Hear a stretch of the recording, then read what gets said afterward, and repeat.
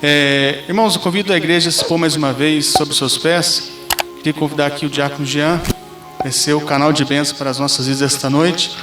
Então, somente, irmãos, concentre-se naquilo que Deus já tem falado aqui. Deixa toda a preocupação, toda a ansiedade de lado, irmãos. E aproveite, se ligue no trono da graça, irmãos, porque Deus já tem falado e continuará falando, através do seu servo, o diácono Jean, está com a palavra. Eu cumprimento a igreja com a paz do Senhor Jesus.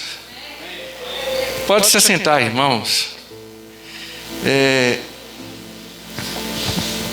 Nós vamos falar esse mês sobre perdão. Eu já queria que colocasse para mim Mateus 5, versículo 23. E eu vou fazer uma breve oração. Senhor Deus, entro na tua presença, graça te dou, Pai. Eis-me aqui como teu servo. Usa-me como canal de bênção, que o Espírito Santo possa usar minha boca, não para o que os irmãos queiram ouvir, mas o que precisa ser ouvido. É assim que eu oro. Já te agradeço em nome do Senhor Jesus. Amém. Mateus 5, 23. Portanto, se trouxeres a tua oferta ao altar, e aí te lembraste que o teu irmão tem alguma coisa contra ti, 24. Deixa ali diante do altar a tua oferta e vai reconciliar primeiro com teu irmão e depois vem e apresenta a tua oferta. Perdão. Eu sou o tipo de pessoa que eu falo direto. Eu não me enrolo. Quem não liberar perdão até o último dia da vida vai para o inferno. Não tem como. O próprio Cristo mostra que perdão é reconciliação.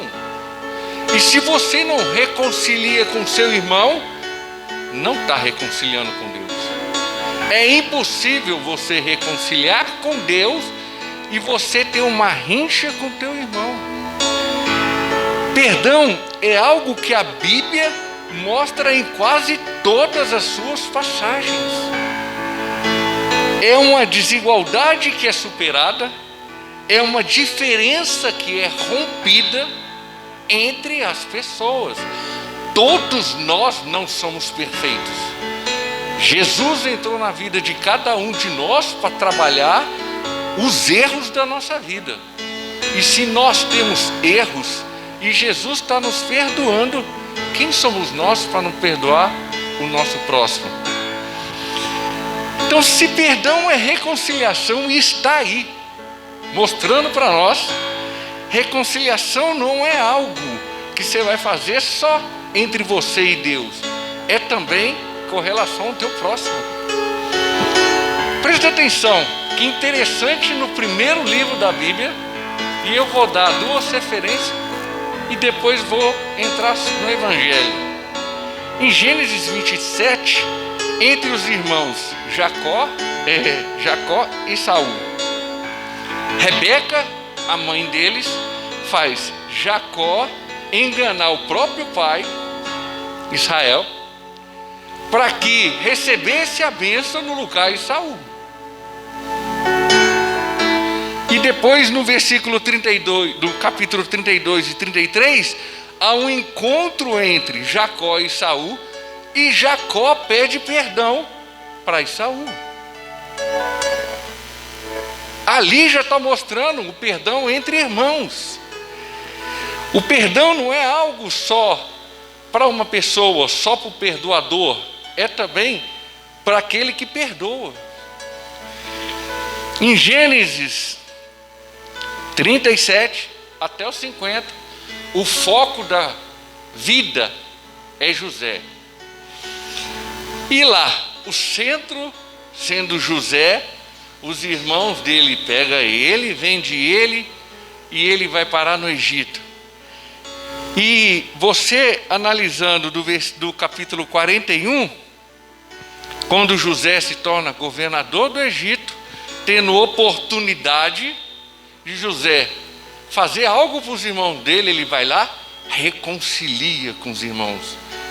perdoa os irmãos. E o próprio irmão dele, Judá, pede perdão das coisas que ele tenha feito. E foi através de Judá que José chegou ao Egito. Existia um propósito para tudo isso. E mesmo assim, José foi lá, perdoou. Nós temos que entender que perdão é uma palavra forte.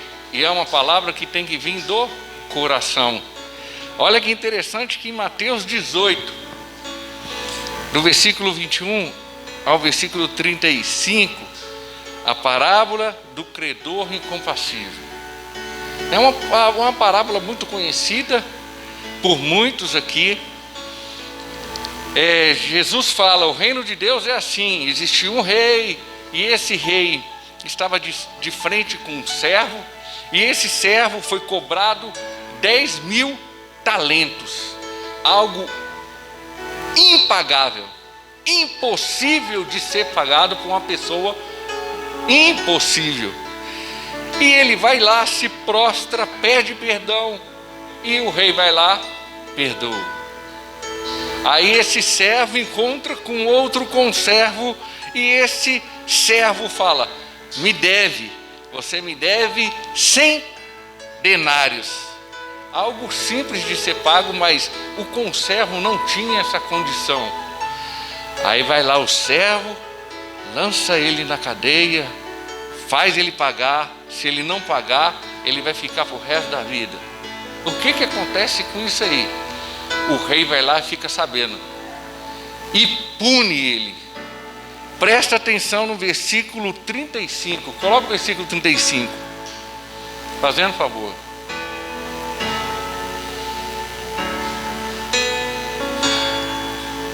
Assim vos fará também meu Pai.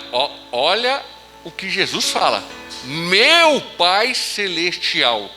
Quer dizer, Deus Todo-Poderoso vai fazer desse jeito, se de todo o coração você não perdoardes cada um dos seus irmãos as suas ofensas. É Jesus que está falando. Se você não liberar perdão, é inferno. Você não tem o senhorio de Cristo. Você pode achar que tem a salvação, mas não tem um senhorio. Porque o senhorio de Cristo é você andar como Ele andou, caminhar no caminho que é dele. A porta é dele, a palavra é dele, a ordem é dele. Acabou. Não é nada nosso, nem meu, nem seu. É tudo dele, está escrito aqui. E você deve fazer. Jesus nos deixa uma advertência aí, um alerta com relação aos salvos e aos que Raimundo, aquele que está no mundo e na igreja, no mundo e na igreja, aqueles crentão Raimundão. Essa advertência que ele deixa é uma outra ordem dele. Nós temos que cumprir as ordens bíblicas. É obrigado. Quem não cumprir as ordens bíblicas está em desobediência. E desobediência com Deus não tem papinho. Desobediência com Cristo não tem meio termo. Eu vou trazer 4 pontos com relação ao perdão. Perdoar para com Deus e também para com o próximo. Primeira passagem, Filipenses 3, capítulo 3, versículo 12 ao 14. Perdão é se libertar do vitimismo do passado, porque muitos de nós, crentes dentro da igreja e pessoas do mundo, acham que é vítima de tudo. Estão me perseguindo, a minha vida é pior que a outra, aquele outro ali é facilidade para ele, para mim é coisa ruim, só vem coisa boa para aquela pessoa, para mim só vem bucha. Todo mundo faz isso. principalmente os crentão da igreja, nós. E nós temos que tomar cuidado com isso aí. Filipenses 3,12, um dos caras que mais atormentou a igreja de Cristo, e ele fala o quê? Não que já tenha alcançado, ou que seja perfeito. Eu não sou perfeito. Aí ele fala, mas prossigo para alcançar aquilo que fui também preso. Eu estou amarrado em Cristo Jesus, e é desse jeito que eu vou viver. Versículo 13, ele novamente adverte: irmãos, quanto a mim, não julgo que haja alcançado, mas uma coisa eu faço isso e continuo fazendo, é que, esquecendo-me das coisas que para trás ficam e avançando para que estão diante de mim, eu não quero nada do meu passado. Quantas vezes Paulo deve ter sido atormentado, tanto espiritualmente e tanto pela sociedade caída do mundo naquela época, quando ele pregava o evangelho. Quantas vezes um inimigo deve ter bombardeado a mente de Paulo. A minha e a tua mente também é bombardeada constantemente. Agora, e a de Paulo, que matou, que perseguiu a igreja de Cristo, que viu o próprio Cristo reto, glorificado. Aí ele fala no versículo 14, é a conclusão de Paulo falando: eu deixo tudo para trás e só ando no meu presente, focando o meu Jesus no futuro.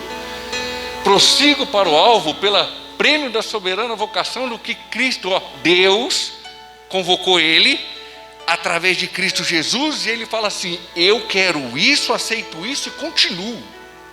Eu não vou parar. Ninguém vai me parar. Agora, quantos de nós da igreja que é vitimismo, que carrega coisa no passado emocional, aí vem aquela doença psicossomática, que é corpo e alma todo detonado, crente birrento, que não pode falar nada, que a gente tem que parar com isso. Os pastores hoje no YouTube, muitos deles que eu sigo, falam: como está difícil mexer com a igreja hoje, você não pode falar qualquer coisa, porque os crentes é birrento, os crentes tudo quer prosperidade de Deus, mas não sabe que a prosperidade de Deus tem um preço que você tem que pagar. Não é um preço que você tem que pagar, porque o maior preço está na cruz, mas é o preço de falar assim: é essa cruz que você tem que seguir. E a cruz que você está levando? Você está levando realmente ela? O segundo ponto que eu quero trazer é: perdoar é também ser perdoado, dando acesso ao céu. Porque se você não perdoa, você não vai ser perdoado. Isso está em Mateus capítulo 6, versículo 14 e 15. E quem falou foi o Mestre, Senhor e Salvador Jesus. Não foi eu, está escrito lá. Coloca para nós, fazendo favor. Mateus 6, versículo 14 e 15.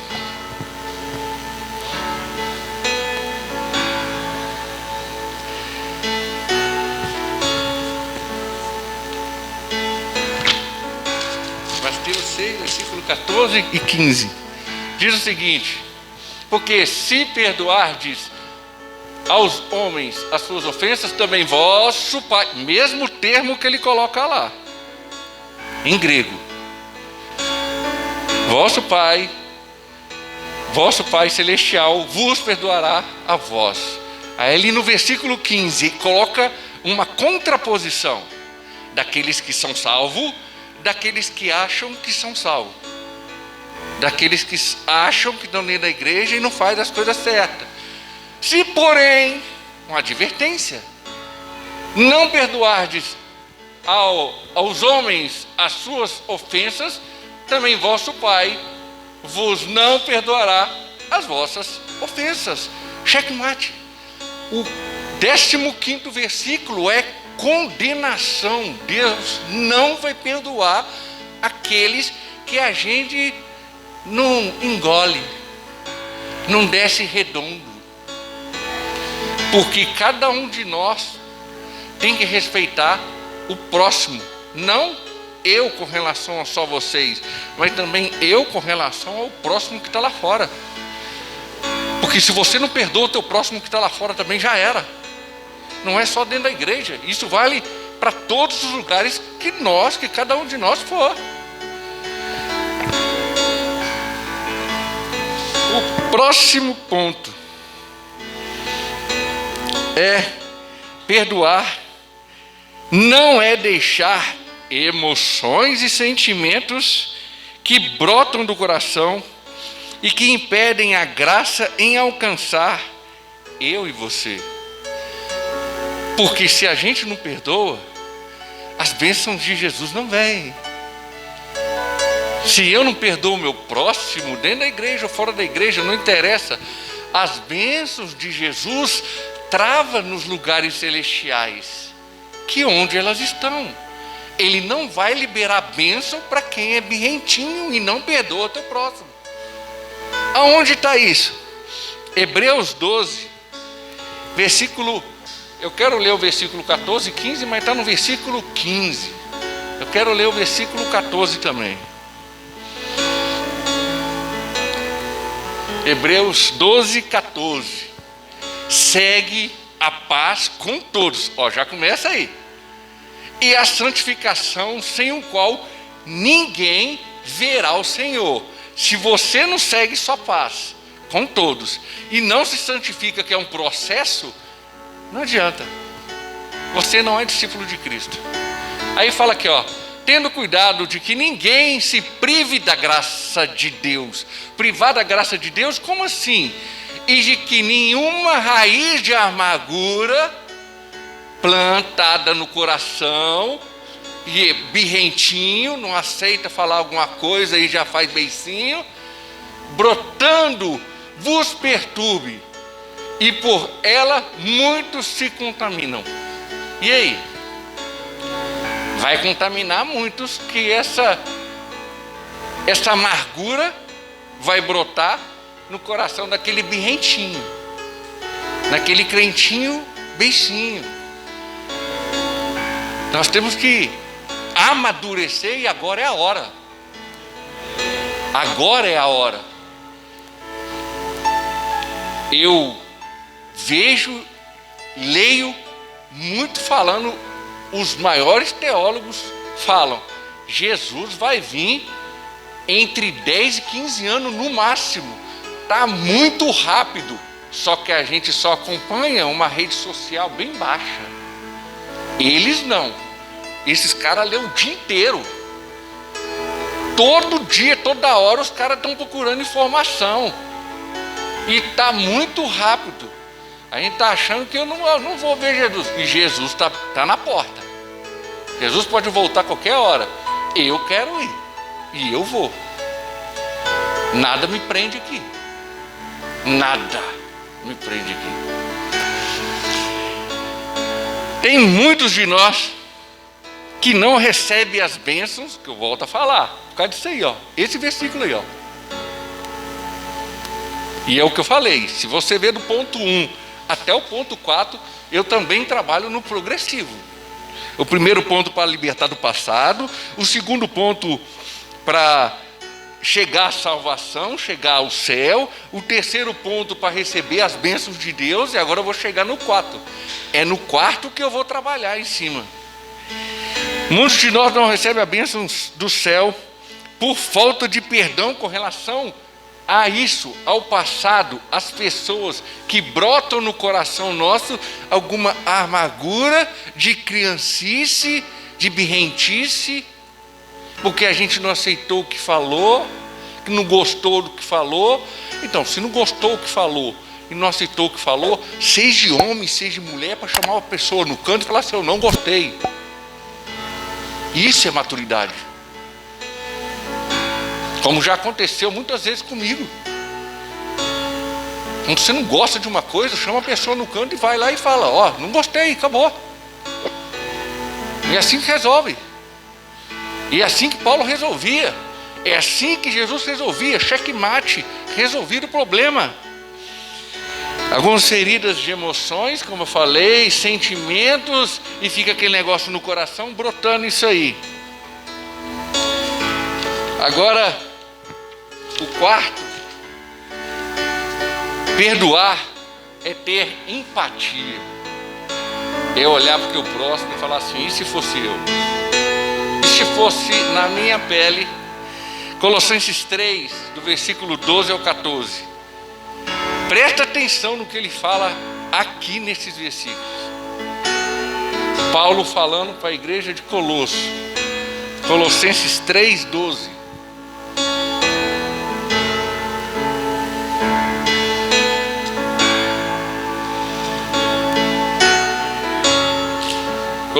Colossenses 3, 12. Ele fala o seguinte: revesti-vos, pois, como os eleitos de Deus, santos e amados, de entranhas de misericórdia. Vou contar até 10 para não responder. Isso que é entranhas de misericórdia. De benignidade, humildade, mansidão, longanimidade. Deixa aí. Eu vou dar uma explicação com relação a isso.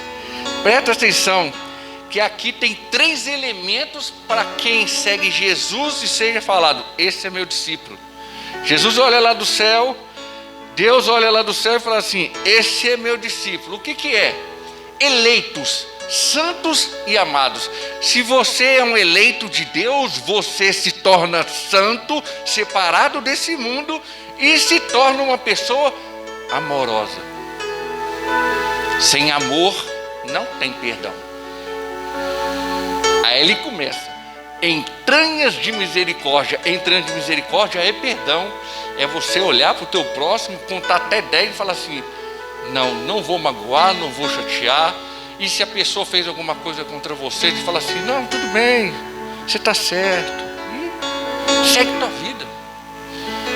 Ora por essa pessoa, continue vivendo, deixa Deus fazer a justiça dele. Aí ele continua falando: benigno. O que é benigno? É não agir contra uma pessoa que fez algo contra você, fazer sua própria justiça. A justiça nossa não vem de nós, a justiça nossa vem de Deus. Isso está escrito em Tiago 1. Aquele que irá, entranhas de misericórdia. Se você irou, é porque você não tem isso. E você faz sua própria justiça. A justiça do homem não opera a ira de Deus. A justiça de Deus não opera. E se você ira, já era. Acabou. Não tem jeito de Deus agir a seu favor. Humildade é abaixar a bolinha. Mansidão, seja tranquilo. Longâmino. A mesma parte de Tiago fala: você tem que ser longâmino, você tem que ouvir mais, falar menos. Falar menos. Essa é a razão de a gente ter uma boca e 2 ouvidos. Aí ele continua falando, no versículo 13. As partes de baixo aí são 5 formas para você continuar vivendo bem uma vida de ser eleitos por Deus, santos e amados, suportando-vos uns aos outros. Aí ó, agora vem a parte principal do que liga o versículo 12 com o versículo 15. Suportando-vos uns aos outros e perdoando-vos uns aos outros, se alguém tiver uma queixa contra o outro, seja homem, seja mulher, chama no canto e conversa. Cheque mate, acabou a conversa. Assim como Cristo vos perdoou, assim fazei vós também. Para ser servo de Jesus, para ser discípulo de Jesus, tem que fazer conforme está escrito aqui. Porque se isso aqui não é um manual meu e seu, então nós não somos servos de Cristo. Tem que ser o manual. Está escrito aqui para fazer, então tem que fazer. Continuando. Olha o checkmate no versículo 14. Versículo 14. E sobre tudo isso, reveste de novo de amor, que é o vínculo da perfeição. Paulo aqui dá o checkmate com relação a perdão, com relação ao teu próximo, como o próximo vive, o que ele vai fazer, o que ele faz contra você. Deixa, é Deus que vai agir. Cada um de nós vai plantar e vai colher. Não tem como fugir disso. É interessante que quando você pega a palavra revestir e suportar, é algo que todos os discípulos de Jesus devem ter. É uma coisa que está dentro de nós. Revestir e suportar. E é interessante porque essa palavra revestir, que está no versículo 14, e a mesma palavra que está no versículo 12, é a mesma palavra que fala na armadura de Deus, que está em Efésios capítulo 6, versículo 10 ao 18. Revestir de toda a armadura de Deus. Então, quem não reveste disso aí, também não tem a armadura.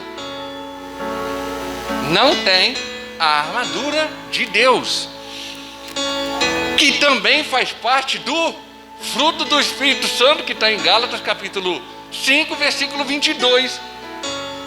Olha como é que uma coisa puxa a outra, porque a Bíblia inteirinha é ligada, interligada entre ela, focando no centro de Cristo. Cristo é o centro de tudo na Bíblia, e na minha e na tua vida. Aí o fruto do Espírito Santo deve crescer, amadurecer, desenvolver, como a armadura de Deus, e como esses 3 versículos que eu acabei de falar. Você deve revestir disso aí, revestir, o fruto vai amadurecer e você vai se desenvolver, você vai crescer, amadurecer e ser usado por Deus como um vaso de honra, como um vaso escolhido. Interessante que quando você pega a palavra suportar, aí você vai para o grego, é suportar a diferença entre as pessoas, entre as situações, as desigualdades, os problemas. Cada um de nós viveu, conviveu e amadureceu em lugares diferentes, em situações diferentes, em famílias de situações diferentes, sócio, financeiro, biológico, cada um de nós em épocas diferentes, que nenhum de nós aqui tem a mesma idade. E isso nós temos que entender. Nós temos que suportar, que nem está escrito no versículo 13. Aí ele fala aí, o vínculo da perfeição é amor, porque Deus é amor. Porque se a gente não ama nem Deus. E a gente tem que mostrar esse amor para com o próximo e esse amor para com Deus. O nosso amor é uma consequência dessa união. Por isso que Jesus fala em Mateus 22, amar a Deus é amar o próximo como a si mesmo. Porque se você ama o próximo, você não vai fazer. Você vai ter entranhas de misericórdia, vai contar até 10. Ou se não contar até 10, você vai contar até 5 milhões. E vai contando, para esfriar a cabeça, esfriar o corpo e falar assim, ó, estou indo embora, porque isso aí já me aborreceu. É o que eu falei. E como Jesus fala, 70 vezes 7 milhões. Jesus ali na parte de perdão, ele dá só um número. Mas esse número aí é infinito. Porque nenhum de nós merecia salvação. Todos nós estávamos no inferno. E ele foi lá e estendeu a mão. Sai do caixão, meu filho. Outro, sai do caixão. E vai só tirando.